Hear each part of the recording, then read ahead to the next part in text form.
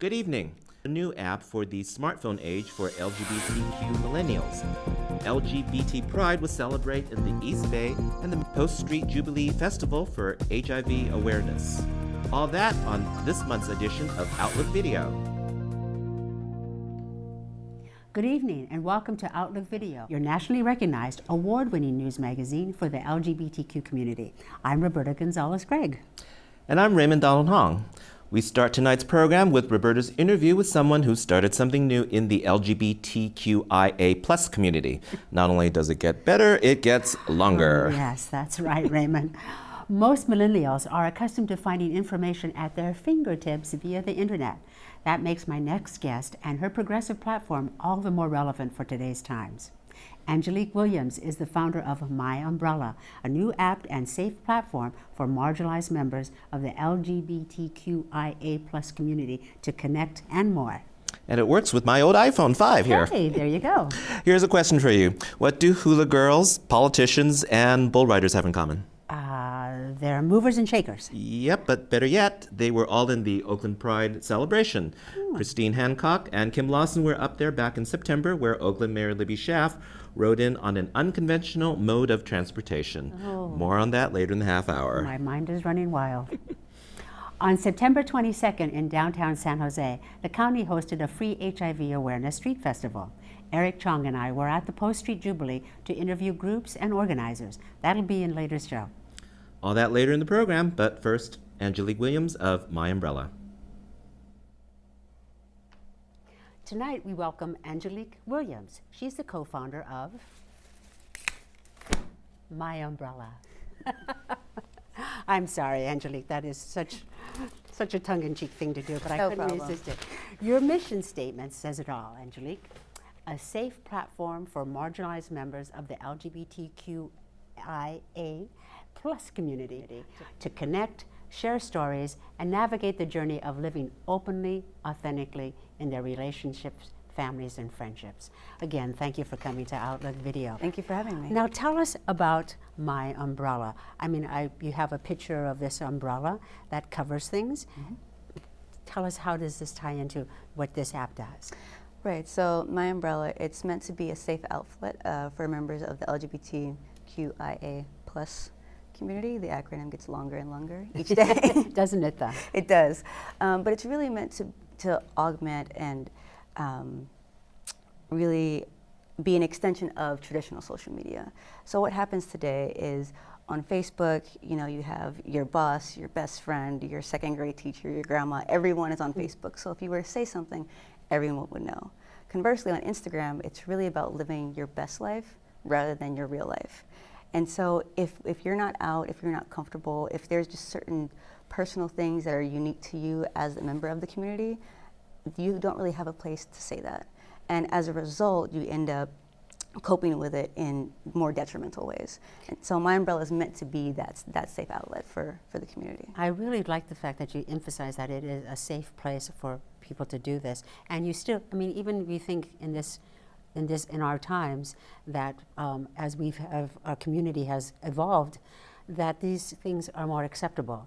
Yet not so. There are many people who don't feel safe, who don't feel comfortable in letting their coworkers, their families, and their communities know their real identities, or just some simple things that they want to talk about. I want to talk about my wife and what we did on the weekend. Right, exactly. You know, so that makes it a comfortable an outlet to use your app. Now then, you got an idea, though, for this app through other forms, did you not?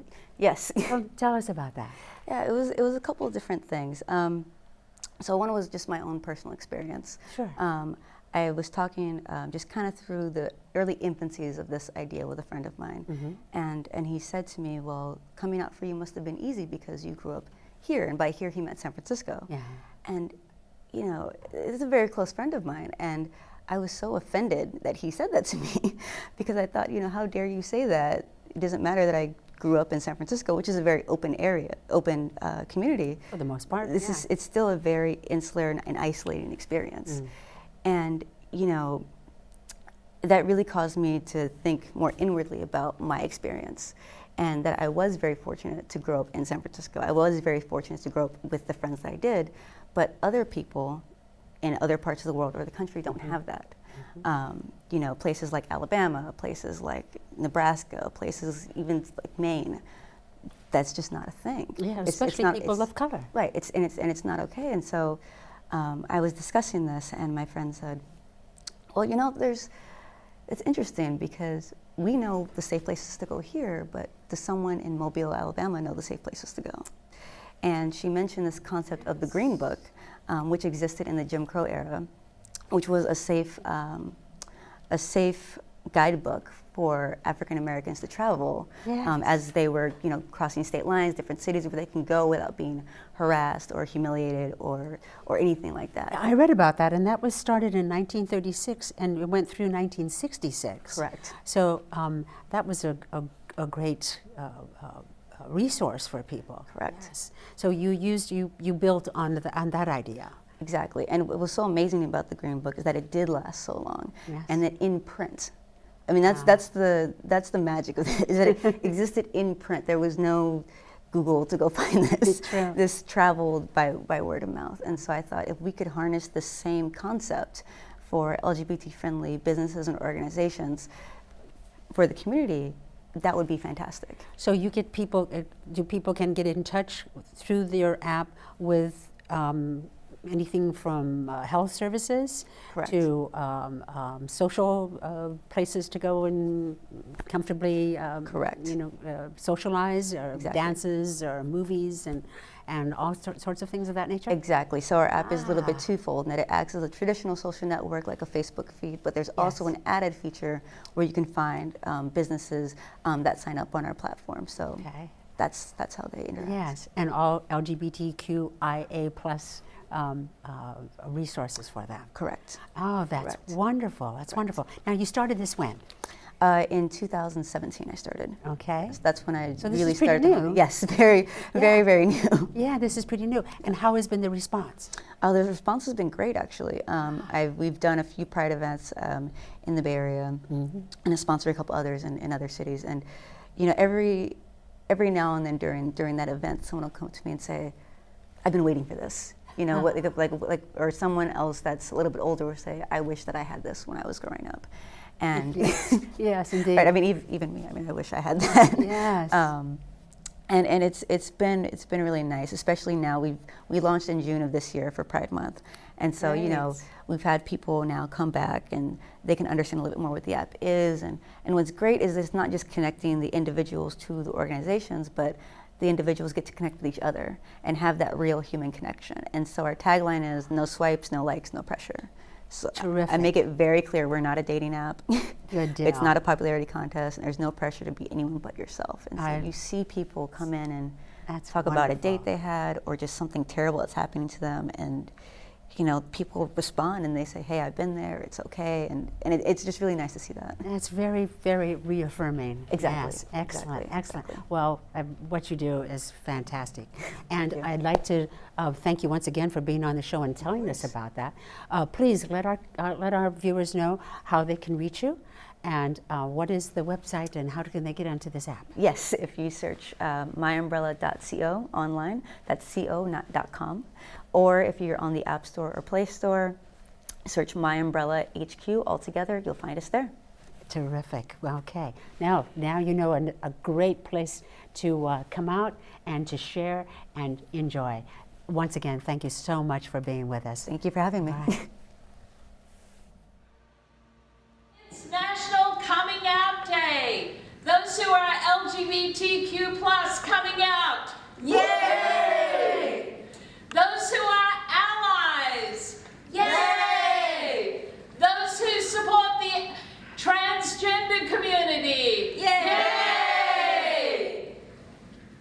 It's National Coming Out Day 2018, and for years and years we've been posing to get LGBTs to come out and come out of the closet so that we can really reach a lot of people, especially those who have not had the courage to come out yet.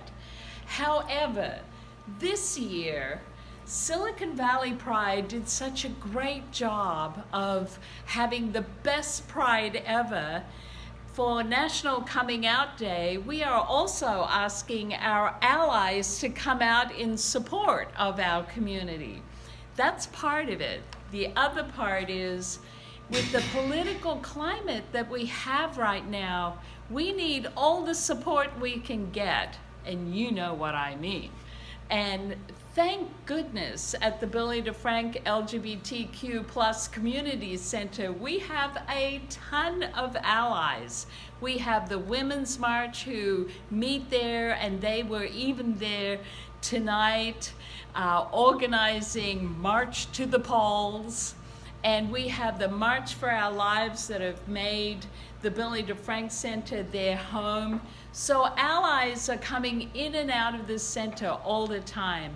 And you know, you'd be surprised how many allies the LGBTQ community has. And so, show yourself, come out. The other thing too is LGBs are coming out in support of our transgender friends. We are allies to you. And I personally am a huge ally for transgender people because it is not easy in this day and age. It's not easy to be a transgender person. I'm just glad we're in the Bay Area where there are possibilities for all of us, including our transgender friends. So I'm an ally to transgender people, and I hope you are an ally for all of us. Hi, my name is Taya Gill, and you're watching Outlook Video. Hi, this is Christine Hancock with Outlook Video. We're here at the Oakland Pride Parade and Festival. Stay tuned to check out the fabulous parade and everything exciting going on at the festival.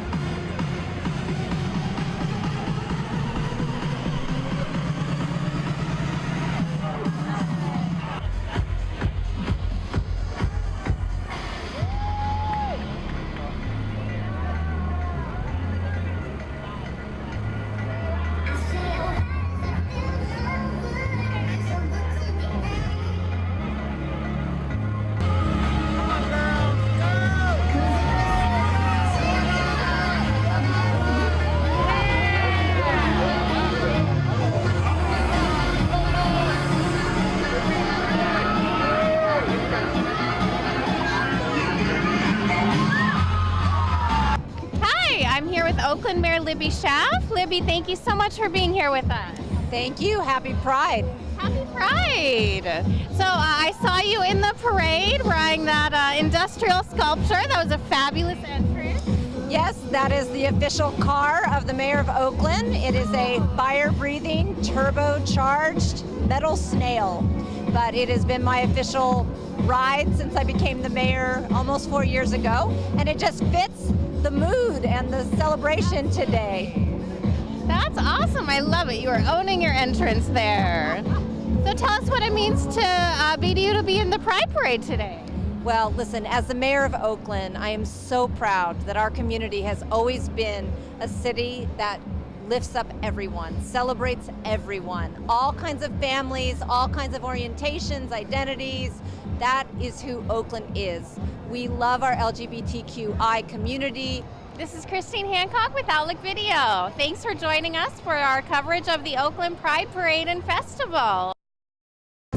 We love to get mail from you. Email us at comments@outlookvideo.org. To contact us by phone, call 408-293-3040, extension 205. Visit our website at outlookvideo.org. Subscribe to our YouTube channel at youtube.com/outlookvideo. And connect with us at facebook.com/outlookvideo. Welcome, Outlook Video viewers. Eric Chong behind the camera and I, Roberta Gonzalez-Craig, are at the Post Street Jubilee in downtown San Jose. This is the 6th year of this LGBTQ health fair offered free of charge in honor of National Gay Men's HIV Awareness Day.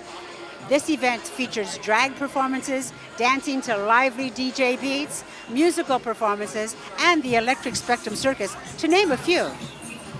This year has also added rides, games, and attractions, along with more than 24 wellness-minded community booths and organizations in the agency. Let's take a look at this fun-filled event. We're here with Supervisor Ken Yeager at this Jubilee. Thank you so very much. Tell us your part in this. I love this Jubilee. It is fun every year. We just don't have enough street parties in San Jose, let's just be honest. And so just been a big supporter of this. It's so important to get people to come out, learn more about their health, to be able to learn information about safe sex, about PrEP and PEP. We're doing testing, we're giving out information, we're giving out condoms. Really, it's just a great evening. A lot of people are being out here enjoying the evening. Indeed, it has been. We even saw you doing a little bit of a rock climbing I was. I sponsored the rock climbing, and so been encouraging people to be able to do that. It's a lot of fun, but there's a lot of activities going on, a lot of great music and dancing. But what's really important is getting more information. Glad that public health is out here doing testing, telling people about HIV protection and about PrEP and PEP. Indeed, it's all about public health, and there are a variety of services here offered for the public, and many of them are at no charge. Absolutely. I've as our openly gay county supervisor, I've done all that I've been able to do to make sure that public health has an open door when it comes to LGBTQ health, and we're trying to make that all of the services are free. We have the anonymous STI clinics and testing at no cost or very little cost to the public. We're just trying to keep people healthy, and we don't want financial issues to be the barrier. So the county health department is here. So even if people aren't here at the Jubilee tonight, that they know that they can contact the public health and get the information they need. Yes, we've been able to have some conversations with a variety of the services here tonight, which is terrific. So our viewers can also leverage on that information. Yeah. And it's been really great to see that there's also something here for the LGBTQ youth, Yes. which is wonderful, and even for some of our seniors. So there's a variety of services. Yeah, when you think of all the great organizations that we have out here, the youth space for youth, we have the Frank Center with a whole array of activities for people of all ages, booths all the way down to Market Street. So really there's a lot going on, and so we don't want people to feel like they're isolated or they don't have information, because even though San Jose can be a little sleepy, there's more going on here than I think people realize. So my name is Brian Opino. I am the Chief Branding Officer for Project More Foundation. So we're a nonprofit that offers service and support to the LGBTQ community in Northern California, to other nonprofits, to corporations, to government agencies to help them achieve their goals to promote safe spaces and LGBTQ inclusion in the community. Okay, now this particular affair is focused on health. Is that what your project does as well? So that's one of the many components that we work on at Project More. We do a variety of things. Some of it's one of the other things we're known for is inclusion in sports. So we do equality nights with like the Earthquakes and the Sharks, and all the way up to Sacramento with the River Cats. But we also do a lot with public health, and we've been working with the Santa Clara County Department of Public Health for about 6 years now to produce this festival. So since 2012, and we're really excited to have everybody out here. It's a fun, festive atmosphere. It doesn't feel like a health festival, but we have brought more services every year so that we can include everything from flu shots to health screenings to HIV testing to STD testing, all on site and all for free. Yes, that's what I think is fabulous about it. It is absolutely free to the public. Wonderful. So that gets more people out here. And you're making it fun. There's music, there's DJs, there's entertainment to be a little bit later on, and there's some even fun sports such as this climbing walk over behind us. Yes, yeah, we bring different attractions every year. So we have a rock wall, we have what we call Moby Dick, which is our bull ride on the other side. We also have obstacle courses and all sorts of things. We're very lucky to have a variety of sponsors like Supervisor Ken Yeager with the county, who helped sponsor this wall this year and has been very supportive of our initiative at the county level. Yes, and speaking of sponsors, you have over 24 this year, right? We have 12 sponsors and over 24 exhibitors, and most of them are completely separate too. Okay, Yeah. well, terrific. And it's a very nice gathering here tonight. People are enjoying themselves, they're relaxed, but they're also getting educated, and that's the whole thing. Well, thank you so much for bringing this to the community. We're here with Rodrigo Garcia from the Santa Clara County Public Health. Rodrigo, thank you very much for being with Outlook Video this evening. Thank you very much. This is a wonderful event. It's great to have you. Yes, this booth is for PrEP. PrEP, it stands for pre-exposure prophylaxis, and this is the one pill a day that someone who's negative takes to prevent from getting infected with HIV. I just learned about that earlier from another booth that who'd have known, who'd have thunk it, that you can actually take some preventative medication for this. Is this something new? Well, it's not that new. It's been around since 2012. Or approved by the FDA, but here in Santa Clara County, we started providing it at our STD clinic since January of last year. So it's still pretty new in our county, but it's the best thing that could ever happen in this 30-something year of the HIV epidemic. And you said this is provided at your clinic. Where is your clinic located? Our clinic is at the Crane Center. It's located at 976 Lenzen Avenue here in San Jose, the zip code 95126. And can people just drop in, or do they need to call ahead and make appointments? What is necessary? It's a drop-in within the hours, so they can come in on Monday from 9 to 4:30, Tuesday from 9 to 6:30, Wednesday and Friday from 9 to 4:30, and on Thursday from 9 to 1 o'clock. Well, that pretty much covers all the days of the week, doesn't it? And that's terrific because it gives people flexibility. Absolutely. And for people who are interested on PrEP and how to access it, they can go to prepisliberating.org. Prepisliberating.org. Very, very good. Well, thank you so very much for offering these services to our community. Much needed and very educational and enlightening to many of us. Thank you so much. Thank you very much for being here. Thanks for watching Outlook Video's coverage of this year's Post-Street Jubilee Fun event. Be sure to make note of those health wellness organizations and don't hesitate to contact them for good health advice. For Outlook Video from downtown San Jose, it's Eric Chong behind the camera and myself, Roberta Gonzalez-Gregg. Be well. Transgender Day of Remembrance, annually observed on the 20th of November, is dedicated to memorializing those who have died as a result of transphobia and to draw attention to the continued violence endured by the transgender community. We are well aware of these many challenges the transgender community continue to endure. Outlook Video honors the lives lost to the ignorance of our society. And through our works in the T of our LGBTQ news magazine coverage, we hope to bring to light the beauty and strength the transgender community shares with us all. This November 20th and year-long, Outlook Video wishes continued strength and courage to our transgender community. And you can watch extended versions of our segments and archive past programs on Outlook Video's YouTube channel at youtube.com/OutlookVideo. And be sure to click on the subscribe button. And friend us on Facebook at facebook.com/OutlookVideo. This program is made possible by generous donations from viewers like you and talented volunteers behind the cameras, whose name you'll see as we close. We close the program with more from this year's Post Street Jubilee. From all of us here at Outlook Video, thank you for watching, and we'll see you next month. Bye. Bye.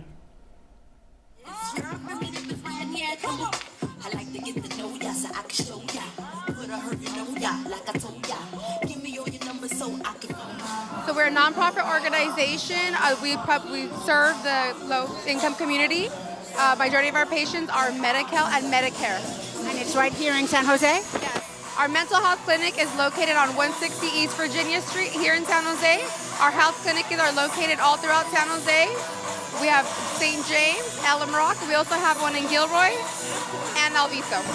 Wonderful. And can people go in as a drop-in? So we actually, we receive our referrals through the county call center. So that number for anybody that needs it is 1-800-704-0900. All our referrals come from the call center, and once we get the referral, we get the client set up with a therapist and we start receiving services. So you treat people who have all different kinds of issues, all different kinds of concerns? Yes, we have different programs too. We also service for children 0 through 5. We have family and children programs. We have criminal justice programs. We service anybody with just any type of, we have PTSD, we have bipolar, we have anybody that suffers from any type of mental illnesses. We service everybody. Everybody's welcome. That's wonderful. What a great thing to provide for our community. We thank you so very much.